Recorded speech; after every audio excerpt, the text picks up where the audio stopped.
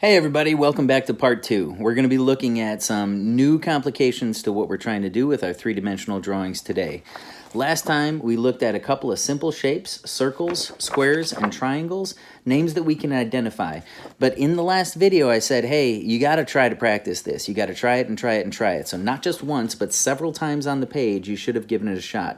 If you haven't done that yet, go back and do it, because if you're not comfortable with our 4 steps that we learned in the last video, you are going to be in for a world of hurt this time, because we are going to try some super complicated shapes. It's going to make your drawings incredibly awesome, but you got to be ready for it. So feel comfortable with the shapes.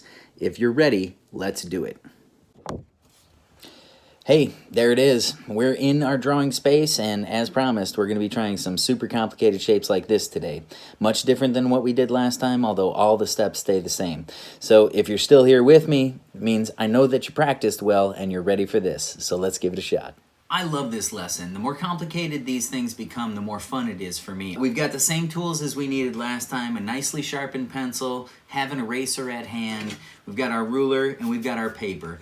I started today by already creating a drawing. What we're looking for today is we still need a dot on the page like we had last time.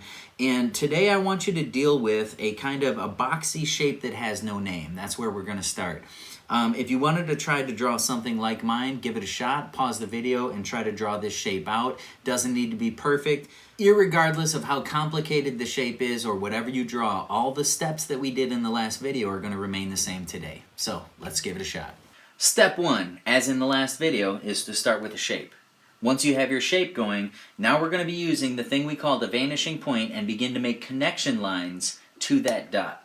So I'm going to grab my ruler, and I am going to begin to connect with the vanishing point, connect with the corner, and draw a line. Now remember, in the last video we learned that a lot of these lines are going to need to be erased eventually, so I highly recommend that you draw them in lightly. I'm going to continue to draw them in dark for my purposes so that you can see them high up there on the camera. So let's connect this corner, let's connect this corner, let's connect this corner, and get it all done. Now what you notice already is I have 4 connection lines, and we didn't have that many connections in any of our shapes last time. The triangles, the squares, they had a maximum of 3 connections. Right now I already have 4, and I'm not done yet. This particular shape is super tricky because we have a corner down here, and then we have 3 more corners that I'm going to have to connect from, here and here and here. Okay? Now when I make these connections, I don't actually want to draw my line through my initial shape. So we don't draw through step 1. What I am going to do is I'm going to match up my ruler with the vanishing point, super important, match it up with the corner that I want to connect from, and I am going to draw, stop. Stop when you get to the shape. That's all that I need right there. Now, same thing's going to happen on this little tail end back here, is I'm going to connect to the vanishing point with my corner. Make sure that you've got the dot and the corner connected. Draw your line and stop your line when you come up to the shape. Same thing here. I'm going to make this connection. Same thing here. I'm going to make this connection. And now at this point, I have 1, 2, 3, 4, 5, 6, 7, 8 connections to the vanishing point. That's what happens on a super complicated shape. It looks really great in how it's drawn, but it needs a lot more lines to make it happen. Now, if you remember from our last lesson, we went shape, connect to the vanishing point with step 2. Step 3 is parallel, and this is going to play out the same way that we did last time. So have a look. In between our connections, you make a line that is parallel to whatever happens on the shape. And for this, because we have straight lines dealing with this, I can match up my ruler here and then carefully slide it out. Make sure that you have maintained it being parallel, moving in the same direction. And I'm going to draw my parallel line right there. Now, in between my connections, here's 2 more connection lines, and the line on the shape does like this. So, here we go. I'm going to match up my ruler, just like so. I'm going to carefully slide it out till I meet up with my other connection line there. And now we have 2 of the parallels that I need in place. This is parallel to that. This is parallel to that. Now this one gets a little tricky. This one is moving across horizontally, but the same idea. I'm going to match up my ruler to it. I'm going to carefully slide it up and we are going to maintain it as parallel, draw that line in there, and this whole top side is done. Now, when we get down to these parts down here, this gets to be a little bit trickier because we have to think about, in terms of parallel, we want to go parallel to what happens on the shape, but now I'm adding an extra thing to you. As far away as we are here, right? Look at how far away I am right here. As far away, I need my parallel to be the same distance away from the shape here. So I'm going to casually measure using my fingers. I'm going to move that down here, and I'm going to notice that it needs to be right in about there. I just made a tiny little mark so I know where I'm going. I match up my ruler to make this parallel. I'm going to carefully scoot it out, scoot it out, scoot it out, and then I'm going to draw my line across. And that is my parallel. This is parallel to this part of the shape, and now that looks three-dimensional as well. When I get down to this tail end down here, I actually don't have to make any lines, because if I casually measure here, my parallels would be well past where my shape begins, so I don't need to do anything there.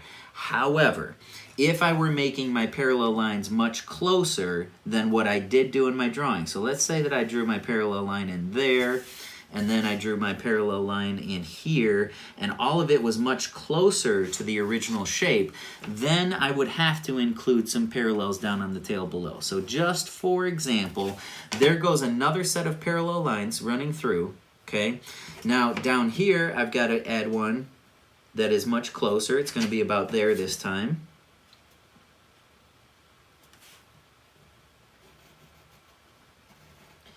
And now I would see parallels running down this tail end over here. So I'm going to casually measure. It's going to be about there. Okay, so parallel to this, I'm going to go parallel to this line right here.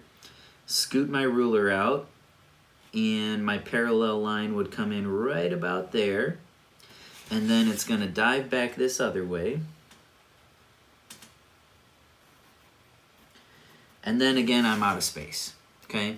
So now, step 4 is to do our erasing. And remember, the erasing is, once you've done your parallels, you're going to erase everything outside of those parallel lines. So here we go. I'm going to erase this little bit of my connection down here. And I'm going to erase all of my connections up near the top over here.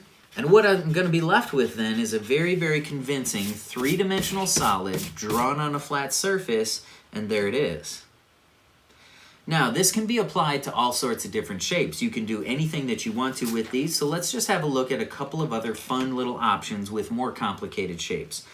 I am going to begin with my vanishing point right here in the middle, and I'm going to draw a really sort of wacky shape. Now remember, it has to be a shape, which means that it is a line that closes. Now I've got all this going on. I've got to move step 1, shape, step 2, connect to the vanishing point. So I'm going to find all of my furthest edges, just like we learned in the circle one. I'm going to find my furthest edges, and I'm going to begin to make connections to the vanishing point. I definitely need those two. I could probably do another couple of connections in there if I wanted to, but now I've got to get to these spaces back here. I would see a connection right about there. I would see a connection off of this one right about there. I would see a connection right about here. And now we have this very, very convincing three-dimensional solid that's beginning to be built. But let's move on to step 3. Step 3 says parallel. In between my two connections, I need to go parallel to this line here. So as I move along this line, I've got to make a line that goes parallel to that, all those curves that are happening. So here we go. I'm going to run like this with that curve, and then it's going to bounce out to this curve and then back in. And now at this same distance, I need to make a parallel here, and if it will fit in these spaces here. So I'm very, very close here. It's going to be right about here. I'm going to draw in a parallel, and then it kind of kicks out like that. And then I've got a little bit of space here. I've got to run this parallel, and then it begins to do this. Down here, I'm going to run this parallel, and it does like that.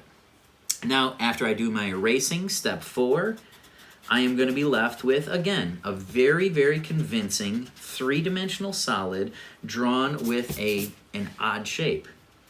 Any shape you want to draw, you can draw with this. but it must begin with a shape. If it is just a line that is left open, it will not work. Let's try something like a letter or a number. We can do bubble or block letters to do this, but again, we can't do a line. So something that will not work is something like this. However, if I take that and turn it into a bubble or a block letter, it will work just fine. So now I have a shape. It is a line that closes on itself, and now I can begin my work. There's step 1 is my shape. Step 2, let's connect it to the vanishing point. Grab your ruler, begin to make your connection lines. I can use corners and curves on this because that's what we have on a C. I've got some corners here, and then I have some curves. I've got this corner right here I'm going to connect. I've got this corner right here I'm going to connect, and I think that's going to be all that I need for step 2 to make my connections there. That looks pretty good. So now we've got to go parallel, and this gets a little tricky, but I think it's super fun once this locks in. So in between my connections here, I'm going to go parallel to this curve. So let's draw a line that goes parallel to that curve. Same thing's got to happen down here. In between here, I have a straight line to go parallel to. Perfect. So let's measure and see how far it needs to be away. There it is. Okay, right about there. And then now I've got to get this inside curve. So I've got to go parallel to this at the same distance away. This sort of kicks in, and then it curves around. I'm going parallel, going parallel, going parallel, and then I run out of space.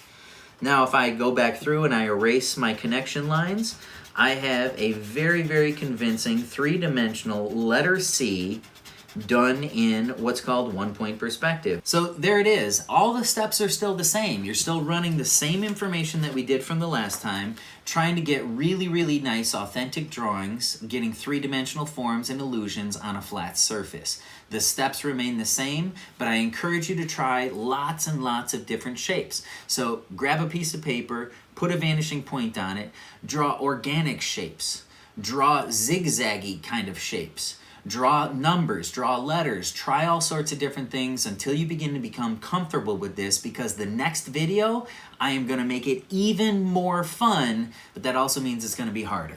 Hope you're ready for it. Get your practice on, folks. I'll see you in the next video. Thanks.